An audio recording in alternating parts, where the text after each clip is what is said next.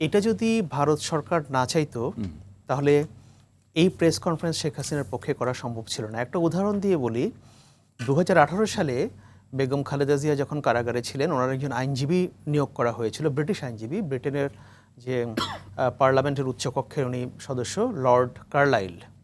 তো উনি চেয়েছিলেন তখন বাংলাদেশে আসতে, কিন্তু ওনাকে বাংলাদেশ সরকার আসতে দেয়নি, তখন ভিসা দেয়নি। এরপর উনি দিল্লি যেতে চাইলেন, ওনার কিন্তু ইন্ডিয়ান ভিসা ছিল, কিন্তু তৎকালীন বাংলাদেশ সরকারের প্রেসারে বা তারা ভারতকে বলেছে, ভারত লর্ড কার্লাইলকে দিল্লি থেকে ফেরত পাঠিয়েছে, ওনার ভিসা বাতিল করেছে, মানে ওনাকে কোনো তারা সংবাদ সম্মেলন সেখানে করতে দেবে না। এই যে এখন যারা আয়োজন করেছে শেখ হাসিনার press conference, foreign correspondents club, তারাই কিন্তু লর্ড কার্লাইলের প্রেস কনফারেন্স আয়োজন করেছিল তখন দিল্লিতে।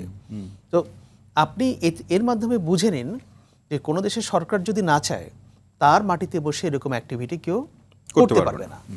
এখন যা হওয়ার সেখানে তো হয়েছে। ভারত যদি মনে করে যে এখানে তাদের কোনো ভূমিকা নাই, তারা কিছু করছে না, এই দেশের মানুষ তো বোকা না, we are not so naive যে আমরা কিছুই বুঝবো না বা মানুষ কিছু বোঝে না।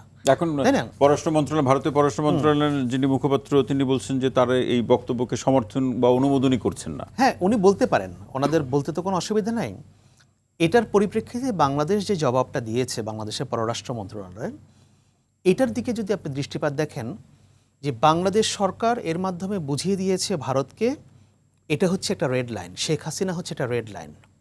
আপনি এই বক্তব্যটা যদি দেখেন, যে এই বক্তব্যতে বাংলাদেশ সরকার শেখ হাসিনাকে মেয়ারলি একজন ক্রিমিনাল হিসেবে ট্রিট করেছে, just she is a criminal, যে শব্দগুলো সেখানে ব্যবহার করেছে, এর বাইরে আর কোনো কিছু সেখানে বলা হয়নি। এবং এই বক্তব্যের মাধ্যমে বাংলাদেশ সরকার বুঝিয়ে দিয়েছে যে ভারতের সঙ্গে সম্পর্কের জায়গায় থাকবে, কিন্তু শেখ হাসিনাকে নিয়ে কোনো আলোচনা, কোনো নেগোসিয়েশন এবং শেখ হাসিনাকে প্যাম্পার করা এবং তাকে ফ্যাসিলিটেট করা, এইটা বিএনপি সরকার কখনোই মেনে নেবে না। এটা বিএনপি সরকার কখনোই মানবে না। এটা হচ্ছে তাদের জন্য রেড লাইন বাংলাদেশ ইন্ডিয়া সম্পর্কের ক্ষেত্রে। যদি এটা ক্রস করে ইন্ডিয়া, তাহলে সম্পর্ক ভালোর দিকে যাবে না। এটা ওই বিবৃতিতে পরিষ্কার বলা আছে, সেটি বলা আছে। কিন্তু আমাদের অভ্যন্তরীণ প্রস্তুতি, বিশেষ করে রাজনৈতিক দলগুলোর মধ্যে যে রাজনৈতিক প্রস্তুতি থাকা দরকার, এটা তো সবার আগে চিন্তা করতে হবে যে আমরা কতটুকু ঠিক আছি এই প্রশ্নে। না, এখানে তো দুটো বিষয়, যে সরকার শেখ হাসিনাকে ফেরত আনার জন্য ভারতকে বলেছে, আনুষ্ঠানিকভাবে বলেছে, এর আগে সরকারও বলেছে, এবং আমার ধারণা যে এটা নিয়ে গভর্নমেন্ট তেমন কোনো চিন্তিত নয়, তাদের এত চিন্তা করার কারণ নেই শেখ হাসিনা কি আসবেন নাকি আসবেন না, নাকি ওখানে থাকবেন, ওখানে থাকলেও কিছু আসে যায় না। কিন্তু বাংলাদেশের মানুষ ব্যাপারটাকে তখনই তারা মানে ধরে নেবে যদি শেখ হাসিনাকে ওখানে রেখে ভারত তাকে পলিটিক্যাল অ্যাক্টিভিটি করার জন্য ফ্যাসিলিটেট করে। That would be the question.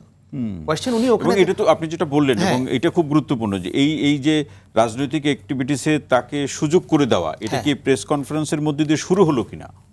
হ্যাঁ, না, প্রেস কনফারেন্সের মধ্য দিয়ে। এবং এখানের আরেকটা ব্যাপার আছে, যে এই প্রেস কনফারেন্সের মাধ্যমে আমার ধারণা ভারত বিএনপি সরকারের একটা টেম্পারামেন্ট টেস্ট করতে চেয়েছে, যে দেখি তো শেখ হাসিনার ব্যাপারে আসলে বিএনপির মনোভাবটা কি, হ্যাঁ, তারা কত দূর যেতে পারে শেখ হাসিনার এই ইস্যুটাকে নিয়ে। এবং বিএনপিও সরকারও দেখিয়ে দিয়েছে যে হ্যাঁ, আমরা এটা নিয়ে অনেক দূর ভাবছি, অনেক দূর যেতে পারি, অনেক দূর ভাবতে পারে। এবং সরকার তো বলছে যে আইনগতভাবে তারা সিরিয়াস, মানে এর বাইরে কোনো বক্তব্য নেই। না, এবং আপনি যদি ওই স্টেটমেন্টটাকে আমরা ধরে নেই, এটা তো আর এমনি এমনি আসে না। বাংলাদেশের ফরেন মিনিস্ট্রির স্টেটমেন্ট মানে হচ্ছে সিরিয়াস ম্যাটার। জি, এটা তো বিএনপির প্যাডে কোনো স্টেটমেন্ট হয় নাই, এটা ফরেন মিনিস্ট্রির স্টেটমেন্ট হয়েছে। সো এটাই বাংলাদেশ সরকারের অবস্থান।